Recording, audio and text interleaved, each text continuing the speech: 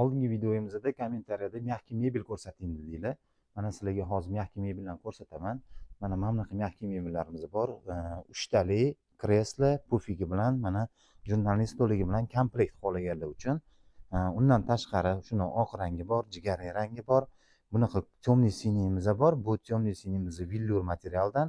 Bular ham, bunisi ham villur materialdan. Bu nabuk materialdan qilingan. Mana bunisi kombinatsiyali yonida taxtalar bilan aralashtirilgan materiali nabuk bilan mishkavina material aralashtirilgan. Bunisi jigarrang materialimiz.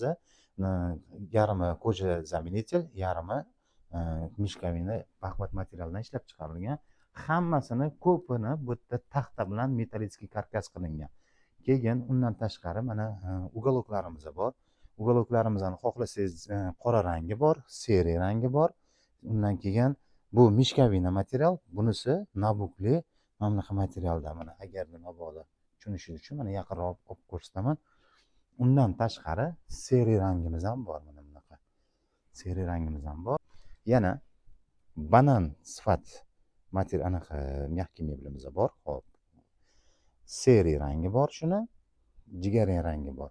Bu modelimizda faqat shunaqa banan hisoblanadi и bitta kreslo hisoblanadi.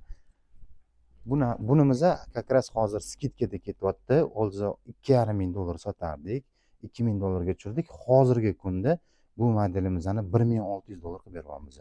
Bundan tashqari mana bunaqa nabukli materialimiz bor. Eko koja sifatli. Bu mana bunaqa kachelali. Bu полностью hamma yog'i metallический karkas. Bunimizning narxi $2,500. Полностью metallический karkas bo'lganligi uchun dizayni sal qiyinroq, chiroyli bo'lganligi uchun narxini hozir $2,500 qilib beryapmiz. Bundan tashqari mana bular $1,200 dan, ma'mularimiz 2,000. Bularni yana kelganinglarda kelishtirib qilib beriladi. Klassik modellar desanglar, klassik modellarimiz ham bor mana. Juda ham chiroyli. Hammaga sog' bo'lasizlar. Mabodo yana nimalar qiziqtirayotgan bo'lsa, kommentga yozinglar. Men sizlarga qo'yib berishga harakat qilaman. Mana bu modelni skrin qilib tashlasanglar, men narxini aytib beraman sizlarga.